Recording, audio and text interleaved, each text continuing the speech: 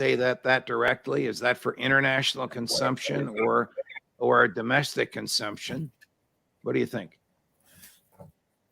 Well, I mean, this is the Russian equivalent of the State of the Union address. So its primary audience is domestic. Of course, Putin knows that the world is watching, which is why at the end of it, he made his announcement regarding the Strategic Arms Reduction Treaty and the suspension. But this is for domestic consumption, and I think he's basically just cutting to the chase, telling all those people out there in Russia right now who hem and haw about, why are we in Ukraine? What are we doing? He's making it quite clear that from the Russian perspective, this war was started by Ukraine, by the West, and Russia had no choice. And Russia is now going to finish this war. They didn't start it, but they will finish it. I actually thought he was a little. I don't want to sound like the nationalists against him, but almost a little timid. I mean, he could have pointed out the eastward movement of NATO, contrary to the promises of George H.W. Bush and Jim Baker to his predecessor, Mikhail Gorbachev. He didn't go there. But since you mentioned the suspension of the START treaty, well, this is your field, Scott, weapons inspection. We'll run that clip, and then I want to ask you about this. Take a listen to the words he uses. Theater of the absurd. I don't even know if there's a Russian word for that. Gary's going to raise the volume in Russian. It's almost like he's saying theater of the absurd in English with a Russian accent. Take a listen. In the beginning of February this year, there was a statement from the North Atlantic Alliance factually demanding that Russia returns to the Strategic Arms Treaty, as they call it, including allowing inspections of our nuclear defense facilities. I don't even know what to call it. It's a theater of the absurd. Regarding this, I have to say that Russia suspends its participation in the New START treaty. Surprise? Well, first tell us what the START treaty is. Second, tell us how, if at all, dangerous to the West it is at his suspension. Third, address the significance of suspension rather than termination. And then if you want, you could talk about, I don't know how to say this with a Russian accent, theater of the absurd. Well, we'll start with the New START treaty. The Strategic Arms Reduction Treaty was one of the most important arms control endeavors undertaken by the United States and the former Soviet Union, and then later on Russia. It helped draw down the massive quantities of strategic nuclear weapons that both sides had, from the tens of thousands down to, right now we're talking about 1,550, which is the limit. And if anybody doesn't understand the implications of that, then I can't help you. To go from 30,000 strategic nuclear weapons to 1,550 is a big deal. How do we know that that's their number, and how do they know that that's our number? Well, see, this is the key aspect of arms control: trust, but verify. This is what I used to do. I was in the verification business, and my job was to go in and on the ground, eyeballs on target, engage my brain, and ensure that the Russians or the Soviets at the time were doing that which they were required to do. They were doing the same with us. These on-site inspections are an integral part of any treaty verification process, and it's essential. I don't know how many times I need to say that, underscore, that they be allowed to continue, and they're not right now. They're suspended. And this is, the Russians made the point. Look, back in I think February 2020, both sides agreed that because of the pandemic, that they were going to stop inspections, and they were going to stop the formal meetings, because the idea of getting people together like that face to face at the time was frightening. And in early 2022, both sides started talking about, hey, maybe it's time we get back into doing this. But the problem for the Russians was, in order for them to send inspections to the United States, they have to overfly Europe. And Europe said, no Russian aircraft to be overflying. We have sanctions. And the Russians went, well, how do we implement this treaty? And the Americans are like, well, that's your problem, not our problem. And then when the Americans tried to send inspectors over, the Russians went, time out, pal. If we can't do it, you can't do it. And then both sides started to talk about it. And then they were going to have this meeting of the BCC, they call it a consultative committee for the treaty, in Cairo, Egypt, because Switzerland had lost its neutrality status, according to the Russians, by supporting the EU against Russia. So they're going to meet in Cairo, but at the last second, the Russians pulled out. And what they said is, hey, you guys are engaged in the business of trying to destroy us. You've said it straight up. You want to strategically defeat Russia. And you backed out of the ABM treaty, the anti-ballistic missile treaty. And so we built missiles to defeat your missile system.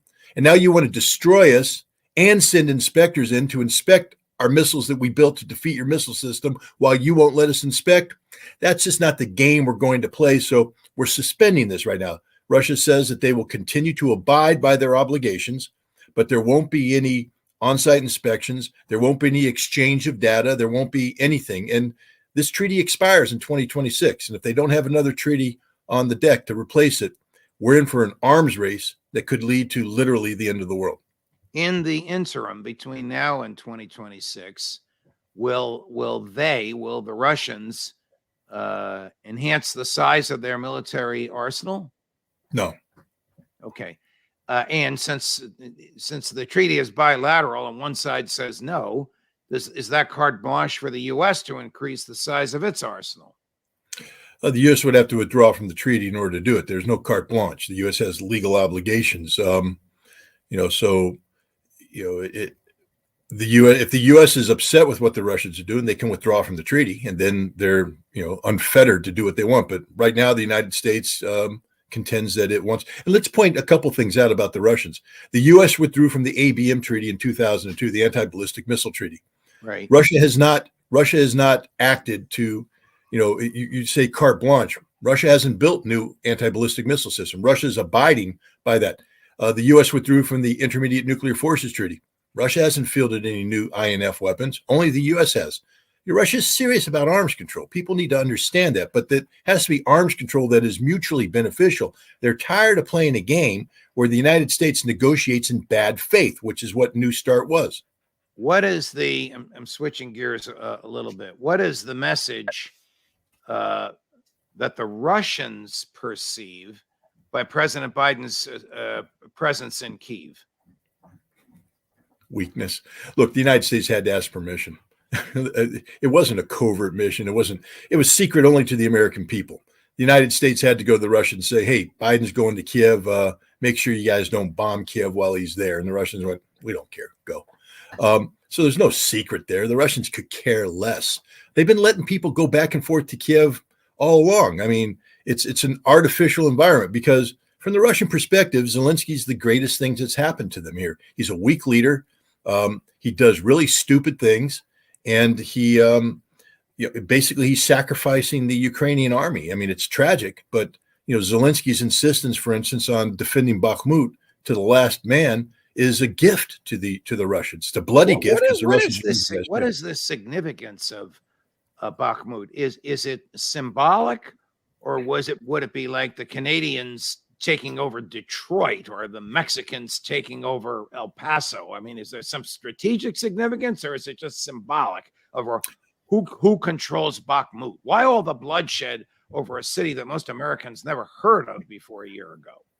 Well, the Bakhmut and its sister city of Soledar, which the Russians took last month, are heavily fortified places, and they represented sort of the keystone to the current Russian or Ukrainian defensive line that's been in place since 2014.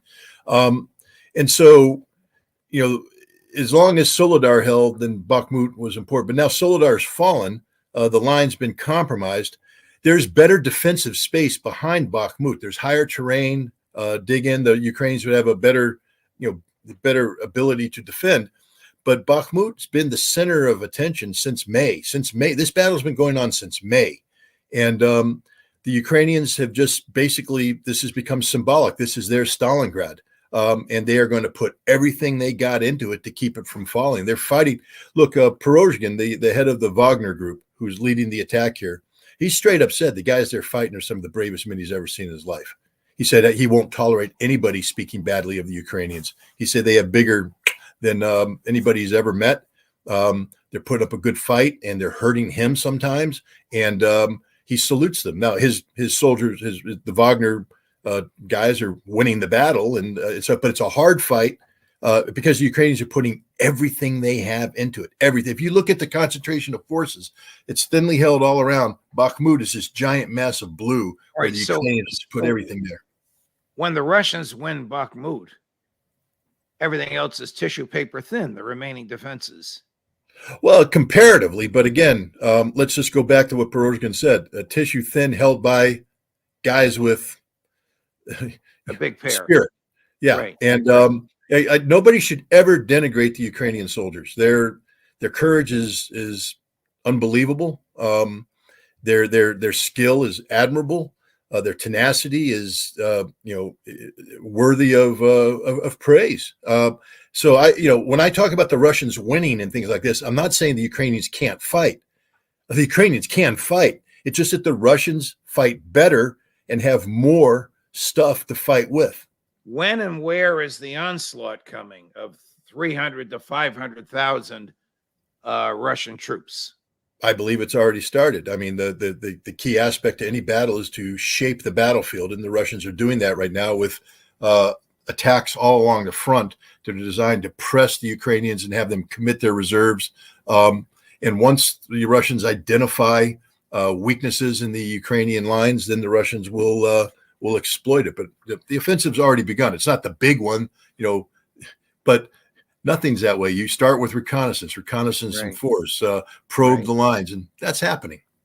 We're going to put up a full screen. It's going to block your face and my face, but it's a list of what the president promised President Zelenskyy earlier this week. Additional HIMARS, additional 155 millimeter artillery rounds, munitions for laser-guided rocket systems, Cyberlux K8 UAS. What are those, Scott? What's Cyberlux? I don't know. I don't know what that. I have to look that up. Okay, mine clearing equipment. We know what that is. Secure communications. We know what that is. Funding for training. Well, that's cash. We don't know where it's going to go. So $2 billion total.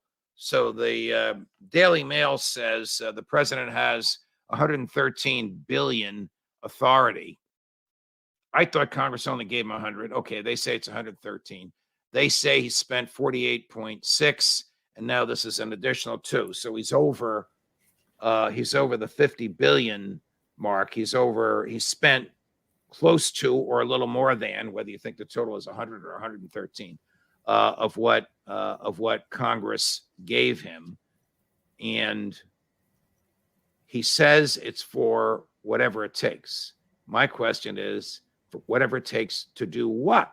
I don't think the president, Scott, has yet to articulate a clear, militarily achievable objective. Is it to remove the Russians from eastern Ukraine and Crimea? Is it to remove Vladimir Putin from office? Whatever it is, tell us what it is. Those two alternatives, neither is military. Lindsey Graham, to the contrary, notwithstanding, neither of them is militarily achievable. Let me back up for a second. UAS, I just saw that they had the Switchblade system. They called it a UAS. So that might be unmanned aerial systems, something of that nature, drones. So those are different drones that we're looking at, different kinds of drones with different capabilities. So, the funny thing is the U.S. has a public stance, and the public stance is we're going to support Ukraine. I mean, Tony Blinken just came out and said there can't be a peace where Ukraine is compelled to give up territory. We won't accept that. The G7's come out and said the same thing. We've also come out and said that Crimea is part of Ukraine, and there's a military buildup there. So, that's a legitimate target, that Ukraine has a right to recapture its territory, etc. Even though we know that Russia views Crimea and the newly acquired territories as part of Russia, and therefore you trigger existential issues when that happens. But we're given a strong public face, and it's matched by what you saw up there. But if we went back and took that apart, there's nothing there. There's literally nothing on that piece of paper. It's not a game changer. It's not a war winner. And this is why right after the president met with Zelenskyy, people started sending the back channel message to Ukrainians. We don't have a bottomless pit. We don't have an infinite supply of ammunition. Fact is, they say HIMARS ammunition and 155 millimeter ammunition. I'm telling you right now that the commanding generals in the Pacific are going, stop. y'all are talking about a potential conflict with China. I need every 155 millimeter round of ammunition, HIMARS ammunition, ear tag for this, for this fight.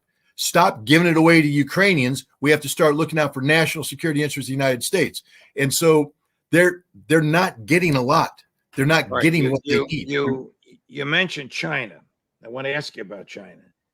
China says it's willing to mediate negotiations between Ukraine and Russia. I mean, that would be absurd. As a judge, I mediated thousands of negotiations, but I wasn't secretly rooting for or on the side of one of the people involved in the negotiation. China doesn't want to see Russia lose this, does it? No. And the Chinese, look, the Chinese are playing a diplomatic game here. They've put forward a proposal, and it's been rejected. But now China gets to say, we gave you a shot, guys. We put something on the table. You wouldn't even talk to us about it. So it's all on you. What happens next is on you. And sticking with China, the Defense Department announced this morning, I don't know why they say this. I don't know why they do this. They're sending all of 200 troops to Taiwan. What the hell is that for? Well, they're not combat troops. These are training troops. They're going in there to start, training the Taiwanese force. But this is a dangerous escalation because now it puts American troops potentially in harm's way if there was to be a conflict down the road. And it's sending the wrong signal. I mean, the Chinese are sitting there saying, don't tell us you're coming to the defense of Taiwan. Remember, you're not supposed to. There's this one China policy we have, all these agreements that we have. And now you guys are telling us that you believe in the one China policy, but you're sending a couple hundred trainers there to do what? Because the next step is to begin pre-positioning equipment. And sooner or later, we're going to cross a red line. And I have a feeling that the Chinese take their red lines pretty seriously. And so this could trigger war.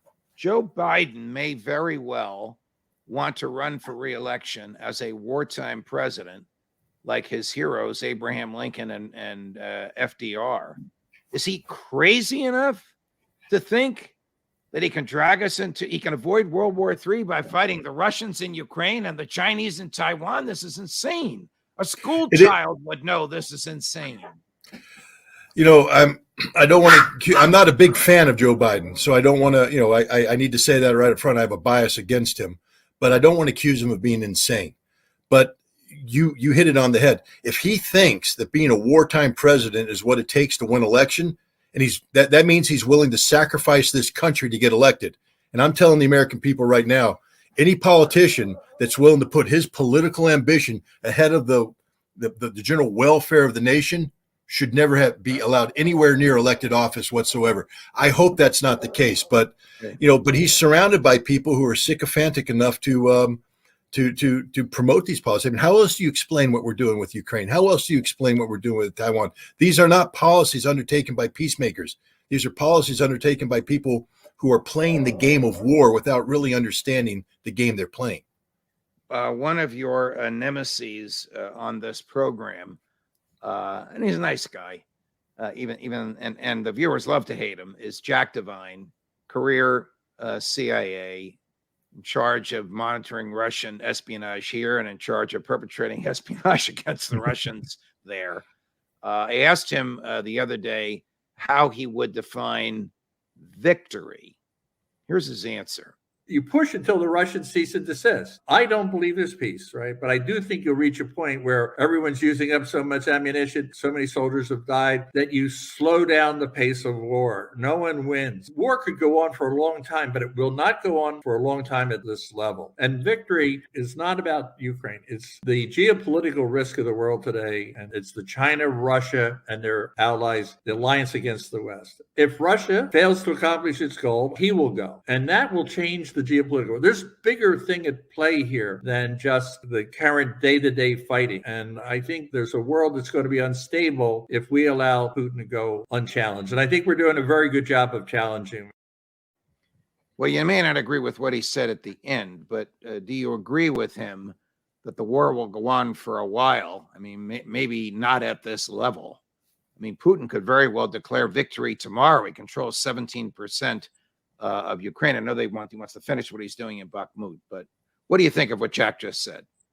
I mean, war is an extension of politics by other means. And if a political decision is made in Russia that they cannot sustain this level of fighting, then Russia will do what it has to do to achieve what outcome it can. I personally believe right now that the Russians widely recognize that they can't allow Ukraine to continue to exist in its current form, that the United States will not do the right thing, that the United States would continue to use Ukraine as this festering cancerous mass that would infect Russia and weaken Russia, and that the time is now. Russia needs to win this war and win this war decisively. That's what I believe, and I believe everything the Russians are doing points to that direction. But no, success is not a guaranteed outcome. Just because Scott Ritter says, I believe the Russians are going to win in August, September, October timeframe, doesn't mean that that's going to happen. Things can happen. And if this war drags on, then, maybe Divine's on to something. But I don't think this war is going to drag on. I think Russia understands that if this war drags on,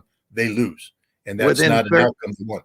Within 36 hours of President Putin's State of the Union speech, his predecessor, President Dmitry Medvedev, who today is the vice chair of the Russian equivalent of the National Security Council, made some startling claims that it might be necessary for Russia to go all the way west to the Polish border, and it might be necessary for Russian troops to cross the Polish border. Now, why would he say that? Medvedev is the bad cop to Putin's good cop. The good news is that he's not the decision maker. I think his job is to be the snarling dog behind the door that growls, barks, drools, makes noises, just to